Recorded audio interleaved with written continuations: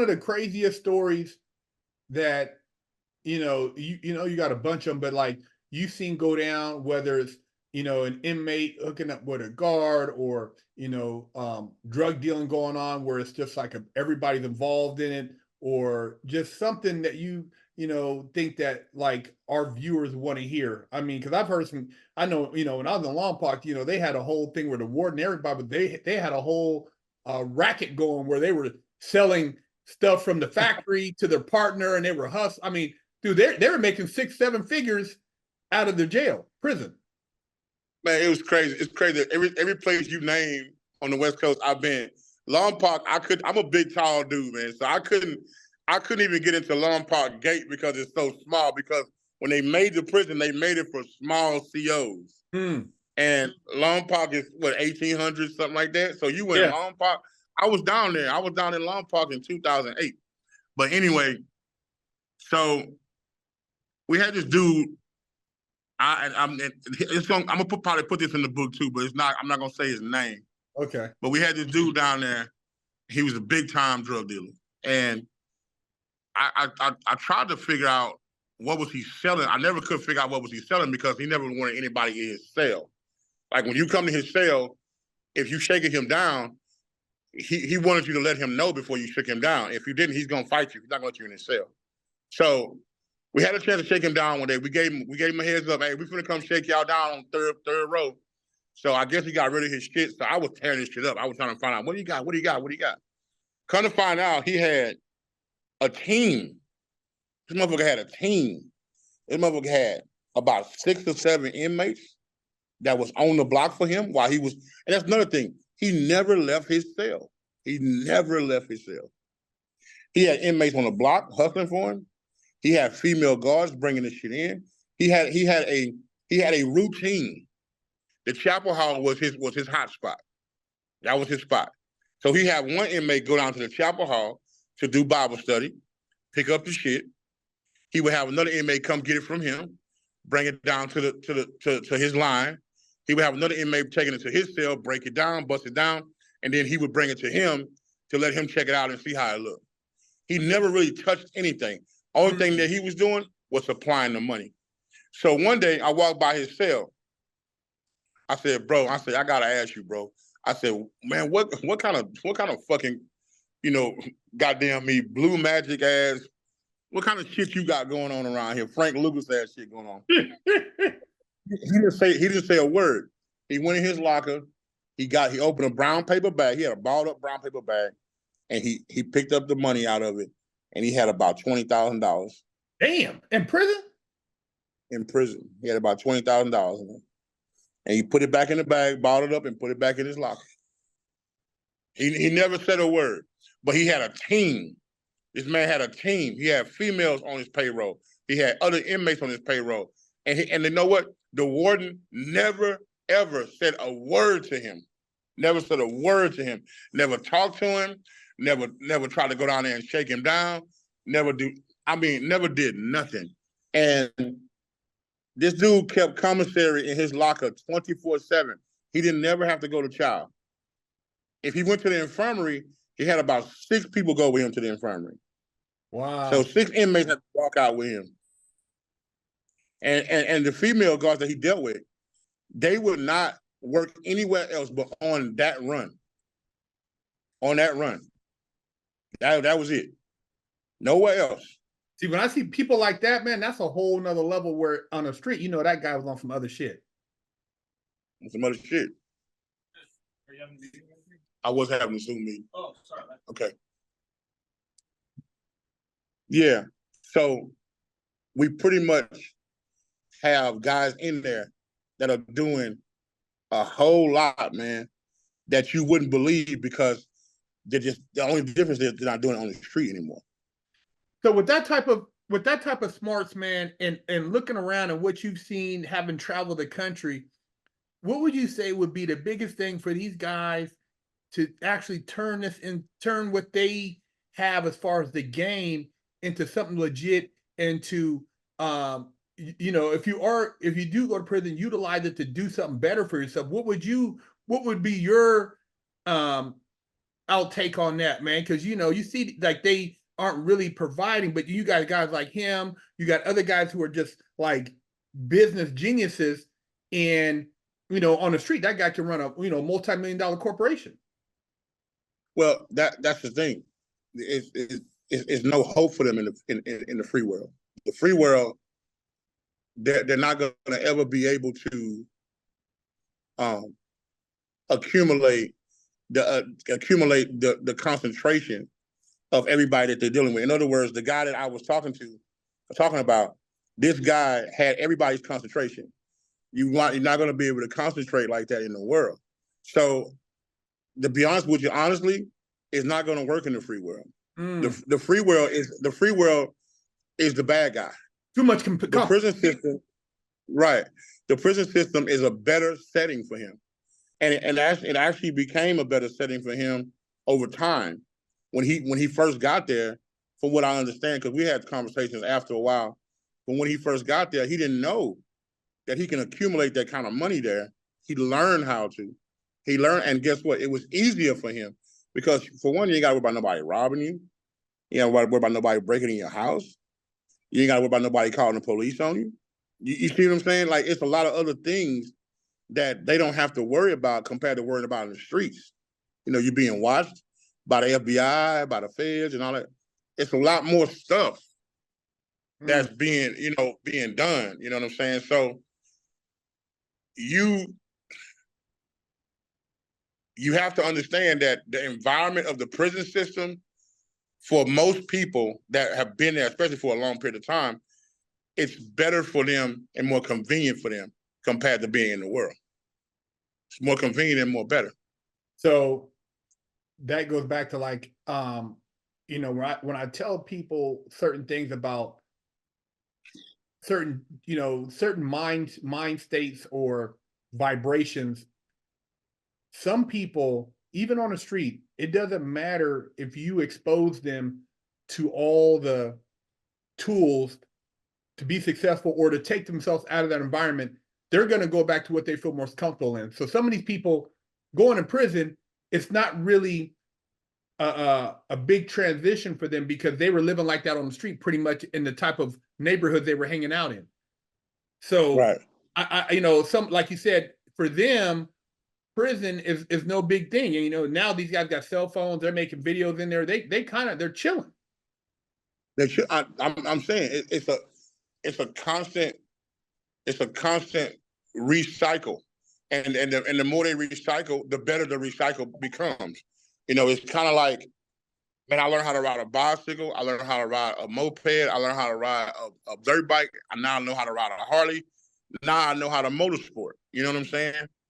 And so now, cell phones, technology, earpods, iPads, now you can go on YouTube and you can open up a YouTube channel in prison, and as long as you don't get caught with your phone, you can make a YouTube video every day and make $700,000. You know what I'm saying? And why would you want to leave prison when that's your topic? Your topic is, man, guess what happened today? So, as a matter of fact, it's a guy on YouTube. I just subscribed to his channel. He's telling stories about prison, and he gets 10, 20, 30,000, 40,000, 50,000 views a day. And, yeah.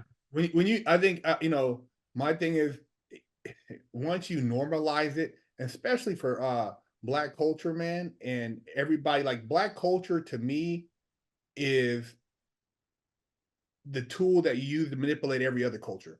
Because you take Black culture, you have sports, you have gangs, you have, the swag, you got, the whole posture, and you got all that, and it influences kids in South Africa, Japan, China. Everybody wants the Black swag, the Black, bravado, but they don't want what comes with the skin color, the other part of it, And so, with the prison thing, I think a lot of these kids, they think it's cool. Nowadays, I mean, it's almost like they're programming the next generation where it's going to be a big gap, whether you got the brothers out here and the people who understand that, this is what it is, and then you're going to have these over here, and they're just going to get them out the way, and it's going to be almost like that show. I forgot what it's called, but it's almost like a whole town's a prison town, where it is now almost pretty much. But they're going to expand these prisons where if they gave most of these guys conjugal visits, they wouldn't even care about leaving. So this is the whole part of the plan. The prison system is one of the largest economic gainful money sources in America, in the world, and the state of Texas alone brings in at least, I'm not even going to say $1 trillion, I'm going to say $1 billion a year at least. At least. Why would you want to shake down the entire prison and take every cell phone out? Why would you want to take the women out of the prison system? Why would you want to take some of the best tasting fried chicken on Wednesdays out of the prison system? And I mean, just the small stuff to the big stuff. You got to understand, these officials sit around a big table every year, and they figure out a way to keep these guys coming back. What else can we do to keep? We know that we got a cell phone problem. Don't worry about that. We know some of these women having sex with these dudes in there. Just let them keep having sex with them. Don't worry about that. What else can we do to keep them coming back? Because we got to make this money. These officials are they're billionaires, bro. They have houses in Greece. They got houses in Africa and Germany. And I mean, these people are living on top of the world, and we don't even know it because we're not looking at the big picture. We're looking at the small picture. Man, you know, these dudes in prison, they got cell phones and they having fun. They making it look like this, but it is. Like when you can actually start a fire in your cell and make tacos and make burritos, it's got to be something in there that's gonna make you feel convenient. You know what I'm saying? You know, you feel convenient now. I can call up a DoorDash from down the hall. You know what I'm saying? Let me get some shrimp fried rice and some egg rolls down there. You know, so now you understand the prison system is based on keeping you coming back. Yeah. That's what it's about. Yeah. You know, man, hey, welcome back home. Come on in. You know what I'm saying? We got your commissary right here. We got it. You need to go to the infirmary. What, you're a diabetic? We got everything you need down there. Go down. Miss Jones, fine ass with her big booty ass, she gonna take you down the hall and show you where you sell at. You know, because Miss Jones gonna give you some pussy. You see what I'm saying? So that's why I'm pulling the cover off of it, man. I'm pulling the cover off. Yeah. They gotta see cover, this. man. These young people, it's pretty disgusting, man. Where these guys have more aspirations of entertaining, doing time than being a doctor, than being an attorney, than being a banker, than being an engineer. That's pretty sad, man. Where a guy doesn't even think that's even fathomable, but being in prison is realistic for him. You know what I mean? Like, dude, prison's more realistic than being a doctor. I mean, dude, why it's a career now? You know what I mean? That's crazy, man. It's a career now. I mean, I've had inmates that tell me, man, I can't wait to go back. I'll be back real soon. I'll be back. And I'll be like, why you want me? Man, because I don't want to be out here. And I'm like, well, give me another reason why you want. Cause man, I can make more money in there, and I got pussy in there. I got a bitch working in such and such and such. And they, some of them do. You know, some of them be lying, but some of them do. Some of them got women down there. Man, hey, they got a woman. I had a dude. This is a great story. I'm working in the tower. I got the shotgun. I got the AR-15. I got the Smith & Wesson on deck. I'm in the big tower. I'm watching the yard. The yard lit up. I got a dude calling my name. Hey, Johnson, come here, man. Like, what's up, man? Man, I'm about to get out of here. Oh, okay. You're gonna see me this week, bitch ass nigga. I'm like, okay, whatever. I'm not believing this nigga. I don't know him. Man, I get to work one day. I pull up in the parking lot. He letting out the female guard out of her car, and he hit the horn on me. Bump, bump, and I look over, and wow, just like that. And he told me, he said, you're gonna see me in about a week, because he had already set it up with her that he was gonna get out and he was gonna come where she at. And I mean, she wasn't no bad looking chick. She was a pretty girl, you know, kind of on the thick side, but I mean, she felt lonely. He probably showed her that piece down there, or he might have gave her some, and she got hooked, and there it was. It's over with, you know. But like I said, if you want to blow the cover off of the prison system, period, and get people to understand what kind of economic gain are they getting from this, you have to start with what's going on in the prison. So my book is going to be based on letting the public know what they don't see. The average, it's only 5 to 10% of people in America that's ever been inside of a prison, civilian-wise. I'm not talking about criminals. Yeah. Civilian-wise. Man, your next door neighbor don't know what goes on in there. You know what I'm saying? I don't have a neighbor that knows what goes on in the prison system. You know what I'm saying? So I have to let them know first. This is what goes on. This is what doesn't go on. This is the misconception. This is overrated. This is this. This is that. Once the baby mothers and the wives start learning that most of their men down there are homosexual, once they start seeing that, and once they start understanding that, they're gonna realize, okay, let me stop investing, because you don't know how many women spend their hard-earned money investing in these guys, and these guys are telling them, hey, I need $100 because I need to eat. I'm hungry. I ain't got no food. But they spend it on LeBron James' next basketball game. They buying this other nigga down here $100 worth of commissary because he owe him, because they were shooting dice. Yeah. You see what I'm saying? So you got so many women out here that are spending their hard-earned kids' money, their children's money, on this dude who's throwing the money away, who's giving it back to the prison system. I mean, think about it. All the women, the mothers, the grandmothers, the aunties that are giving commissary money, and they're not even seeing any kind of, they're not even seeing any kind of gain from it. Not seeing anything back from it. The fathers, let's talk about the dads, the uncles that are giving all this money up. Now, and everybody's giving all this money to the prison system every year. I mean, we're talking about millions and millions of dollars going to noodles. Now, what percentage would you say, as far as, just from your observation and involvement in the system, do you think that males in prison without fathers, how much of a father figure, how much of a difference would that have made in a lot of these young men's life? Because a lot of them, had female reaction tendencies when they took their cases. More sternness, more structure. Structure is a big word, because when you have structure, you have fear. You used to be scared when you do something wrong. If your granddaddy was in the yard and you did something wrong, you were scared that you're gonna get a whipping, so you're not gonna touch that. Fear.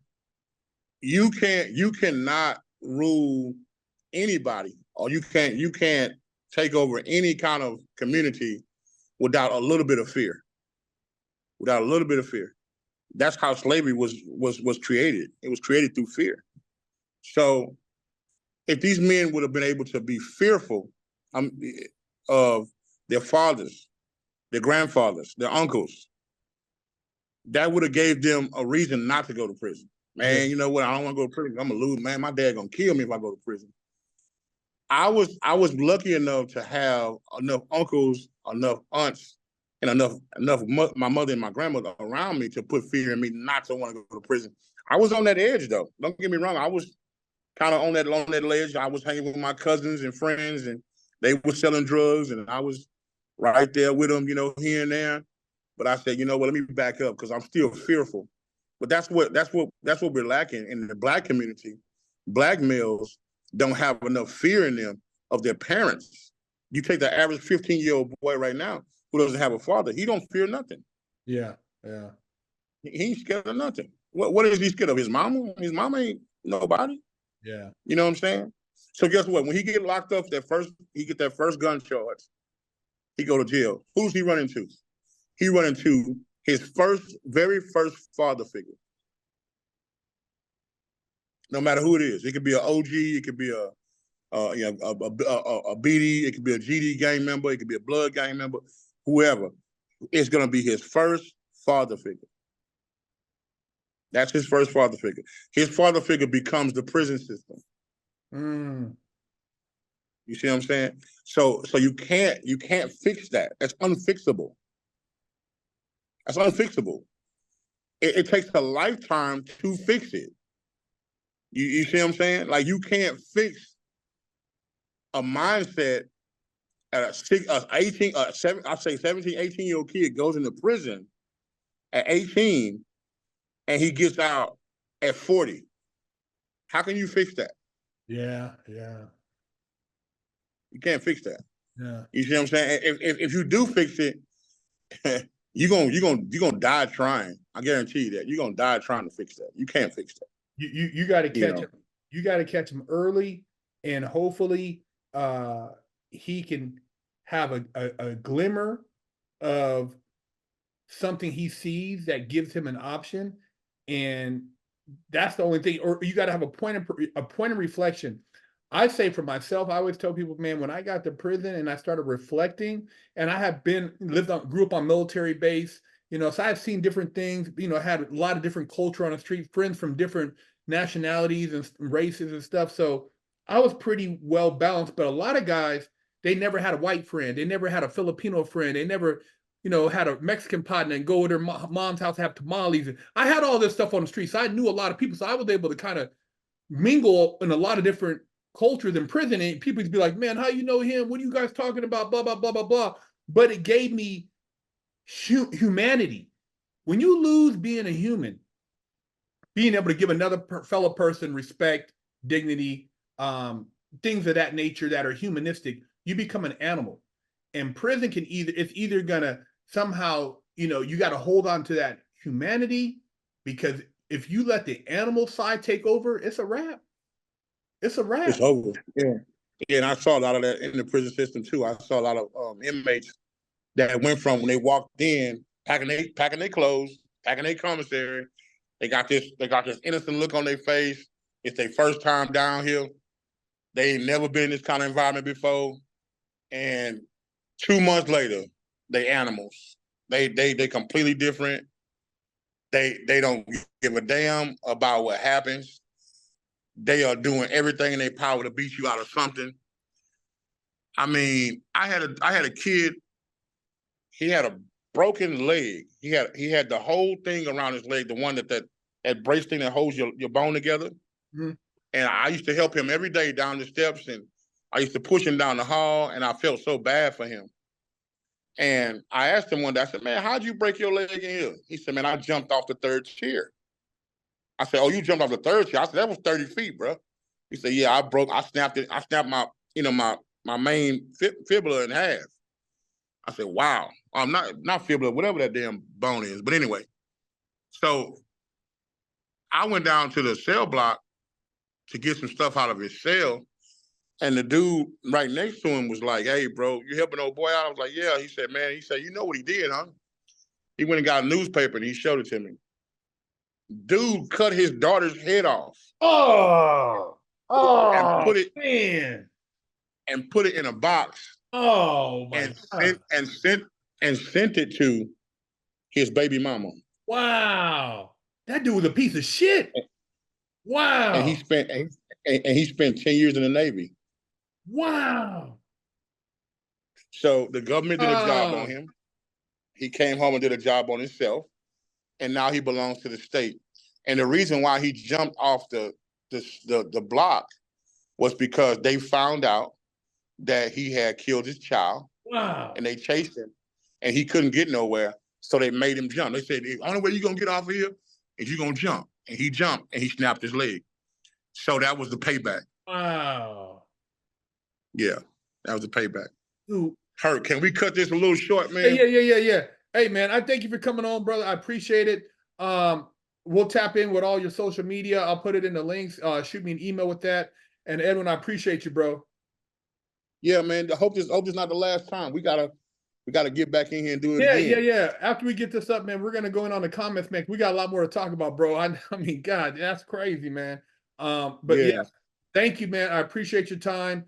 And once again, man, everybody subscribe to the channel and look for my man's book coming out very soon.